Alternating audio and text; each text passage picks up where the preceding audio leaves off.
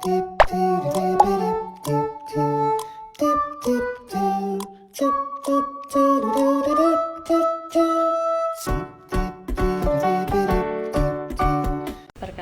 nama saya Sarah Arnolata Asik dengan NIM 2414020005. Di sini saya akan menjelaskan materi tentang karakteristik ikan, tetapi di sini saya mendefinisi ikan dulu. Secara umum, ikan adalah organisme yang berbentak air yang bernapas dengan insan dan memiliki sirip untuk bergerak. Sebagian besar dilengkapi dengan sisik dan memiliki rongga tubuh yang berisi air. Definisi ini mencakup berbagai jenis ikan dari yang hidup di air tawar maupun yang hidup di dalam air laut. Ikan memiliki beberapa karakteristik umum yang membedakan dari organisme dalam air, yaitu memiliki tulang belakang yang melindungi sumsum untuk tulang belakang merah. Yang kedua itu mengambil oksigen dari air melalui insang mereka. Kebanyakan ikan dilengkapi dengan sisik untuk melindungi tubuh mereka dan sirip untuk bergerak di dalam air. Di situ kita menjelaskan tentang karakteristik secara umum seperti tulang belakang, insang, sisik, dan sirip. Namun perlu kita memperluas lagi materi ini, yaitu berupa ada 4, itu sistem sirkulasi. Sistem sirkulasi ini berupa sistem peredaran darah tertutup dengan jantung yang memompa darah melalui insang untuk oksigenasi sebelum diedarkan ke seluruh tubuh.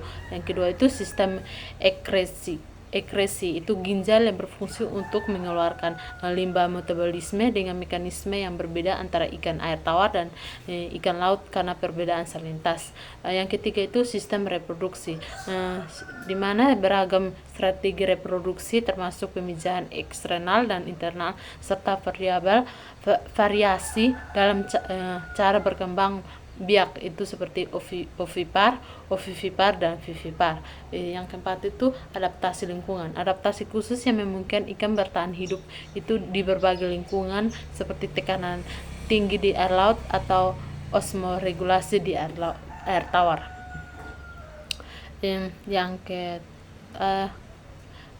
klarifikasi yang berikut itu tentang materi perikanan tangkap, itu tentang metode, alat, dan pengolahan berkelanjutan.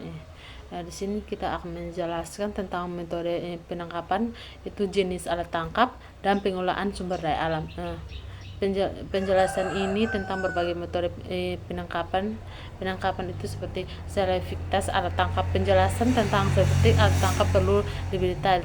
Beberapa alat tangkap lebih selektif daripada yang lain, artinya mereka lebih cenderung menangkap spesies target dan menimbulkan spesies atau tangkapan sampingan. Itu yang kedua, teknologi penangkapan.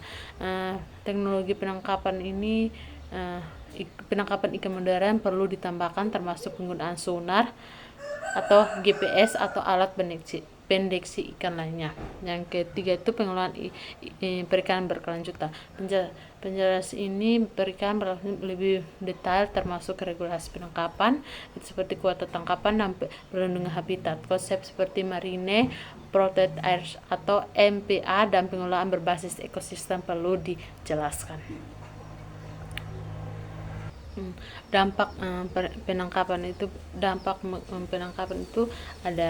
itu dampak penangkapan dengan jaring atau bersifat tinggi, itu kerusakan habitat dan resiko overfishing. Yang kedua itu dampak penangkapan dengan pancing, itu relatif dan selektif tapi masih ada risiko burstnya. Yang ketiga, dampak penangkapan dengan perangkap sangat selektif tetapi ada risiko gross fishing atau penangkapan hilang dan terus menangkap ikan. Yang keempat itu dampak penangkapan alat tradisional, sangat selektif dan ramah lingkungan seperti produksi rendah dan skala kecil.